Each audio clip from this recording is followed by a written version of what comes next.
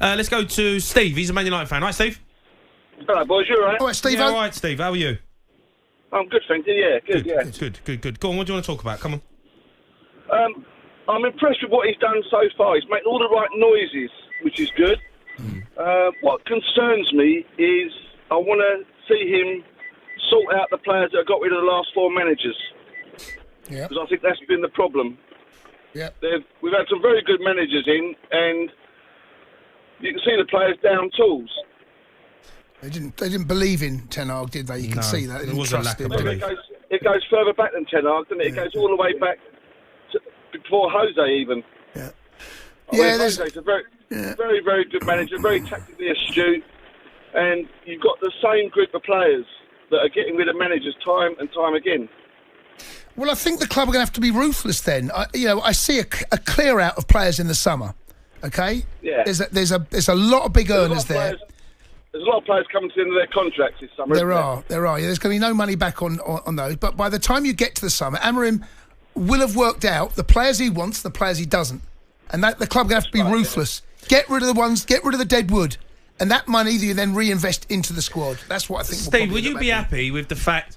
Say Amorim comes in, he hasn't got money to spend in January, but you had this season of figuring out who you want and where you're going. That's what but it ends up being an average season. But it's an average season. You can't come in and in a month blow a load of money on players on £200 million. It's not going to work, is it? It's going to be back to square one again. Yeah. You've got to work out what you've got there. We've got some very good players there. Yeah, Kobe Mainoo hasn't been mentioned tonight. He's a big player. Yep, it's good. Yeah, fair enough. We've got. You both mentioned Højlund up front not getting a service. It's because the players we've got out wide aren't wingers. They're inside forwards, aren't they? So their first instinct is to come inside and try and score themselves. They're not interested in feeding Højlund. No, yeah, I agree with that. Hopefully his tactics are going to be different.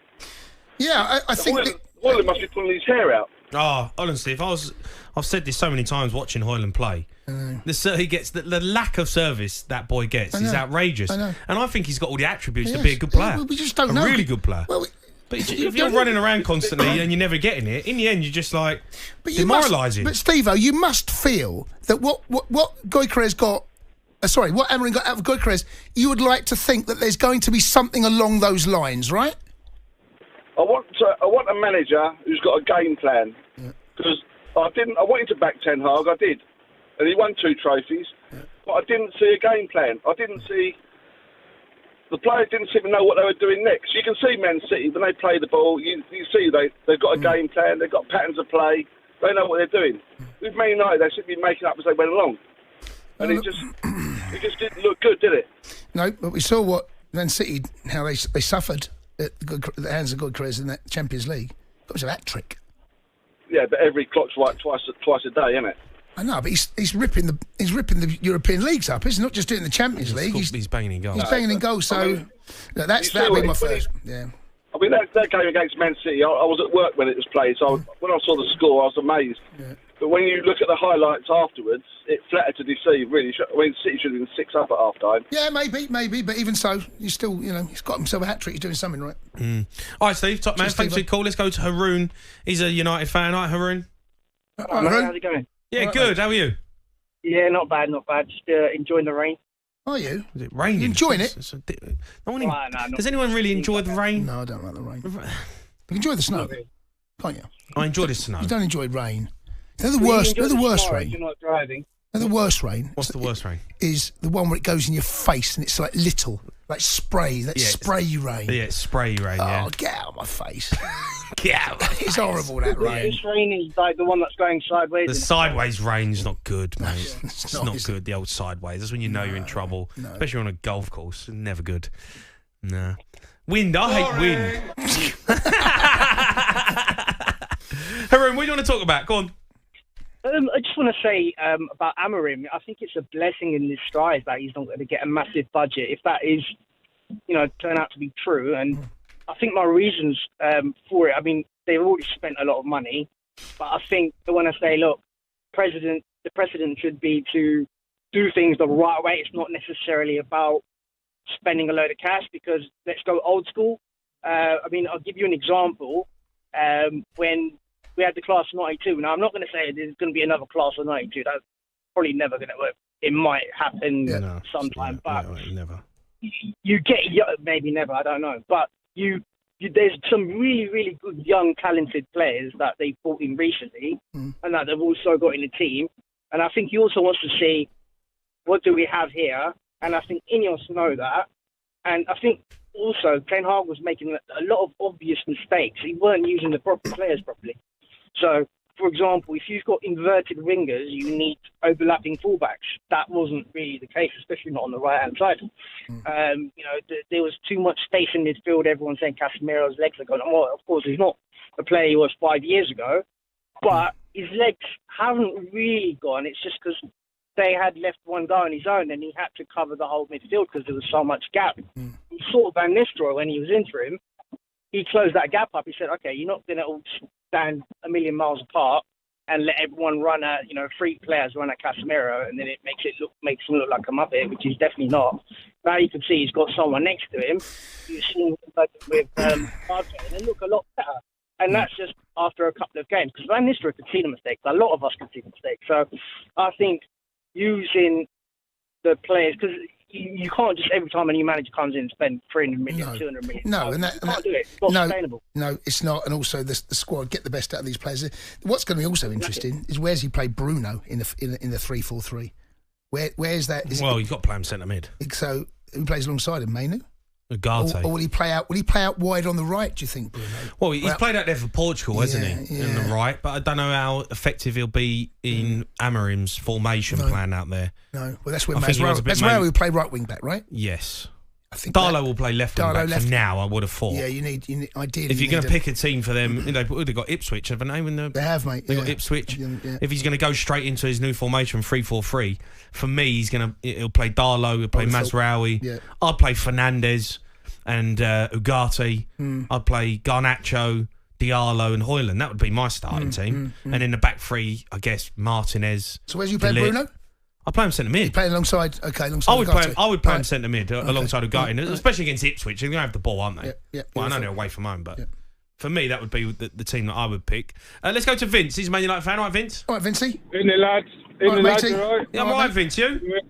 Yeah, good, thanks. Good. Look, obviously we're talking about Amorim and not having the money. He's going to have to deal with what he's got. Where do you think the weak link's going to be? I'm excited by him coming in, but I was with Ten Hag as well. But I think Ten Hag avoided the left back issue for like 2.5 years. Luke Shaw's injuries, though, isn't it? Been missing. Yeah, exactly. Luke Shaw, and as one of the other callers said, is he injured or did he not want to play for Ten Hag? It seems like 2 weeks. I think every player wants to play, mate. I think he was injured, wasn't he? But 2 weeks after Ten Hag has gone, he's back in training. It just smells a bit fishy to me. No, I don't think players just won't be training, and I'm not sure. I'm not sure about that. I'd like to think that, but I do believe with what Robbie Savage has been saying, that recruitment has been a bit off with Ten Hag. Rather than sorting problems, he's just got his ex-Ajax players out. It's Robbie Savage. Well, I guess, look, as a manager, you go with what you know, don't you? You think these boys have performed for me before, I want to bring them in again. It's a natural but that's thing, a terrible mistake it's a terrible mistake by the club. Because now, this is why you have someone in the board above, a director of football, making these decisions for the best of the club. Now they've got to clean up all the mess that Ten Hag's left behind, some of the players he's brought in. Exactly. They've only been there, not even 3 or 4 months yet, some of them. Anyway. Exactly. New left back is what they need. Yeah. They need a top draw left wing back. That they need to find. Ben Chilwell on loan. 100%. Ben Chilwell on loan. Well, to be fair, it's not a bad shout. Well, suits both. How about a Mendes or a Kirkes, something like that? Ben Chilwell's a good shout, by the way, on loan, from you. Yeah. If he stays fit. I know, that's the problem. Yeah. He's fit at the moment, by the way. He's just not getting picked. He's just not playing, yeah. All right. Vince, thanks for your call. Let's go to Sal. He's a Man United fan. All right, Sal? All right, Sal. You all right, lads? How's it going? Yeah, good, Sal. Good. Go on, you want to talk about? You know what, I called, I don't think you probably remember, I spoke to you, Jamie, back in probably March against when Man United played Forest. Do you remember in the cup game, Casemiro last minute goal. Right. But you probably don't remember. But yeah, I called then and I was talking about how it was like the Rashford show. How Rashford was stropping, you would just get, wait for the fouls, not be part of the team. I think Rashford needs to go. I don't think with Amorim, it will work with him. I think he's going to get found out even more. Some of those players, some of the callers have said, "Oh, it's the players' fault." I do agree, but I think also Ten Hag had a big part to play. But I think Rashford's got to go. I don't think Rashford's going to. I think he's had his chance at United, and I think he's got to go. And I think also Luke Shaw. I know he's been injured, but I feel like he's stealing a living. He's got to be very careful though, Amorim, coming in, because Rashford's been at the football club for a long time, right? He's bedded into the dressing room. If he comes in and just is like, right, that's it, Rashford's gone. He will. No, I don't think he's going to do that. I don't think he's going to do that. I think he's going to try and get the best out of Rashford. And Rashford's got to prove to himself, and he's got to prove to everyone that he's a valuable member of the squad that's going to run around and do the business for the new manager. Yeah. And then if he doesn't, then you can say, right, you've got to be ruthless. You've got to be ruthless after that. Absolutely. But you've got to be careful not to. He's got to come in and get the players on side. Yeah. 100%. I don't think you should obviously just drop him for the sake of dropping him because of past performance. I do feel like with what United have lacked the last 7-8 years is a coach who will actually coach the players. And that's the whole thing. I know he's got the head coach role, which probably make it easier than being a manager. But you need to coach and develop the players. I know they're professional players and they're on crazy amount of money, but that's fine. But you need to develop your players. No matter what age group you work in, you still got a coach. Even no matter what profession, you still got to develop your staff and people around you, which I think hasn't happened with United in terms of just blaming everyone else around the club. You need to also look at what you've got. You're only good as your tools, but you still got to make sure you make the use of them. The Sports Bar with Jamie O'Hara and Jason Cundy.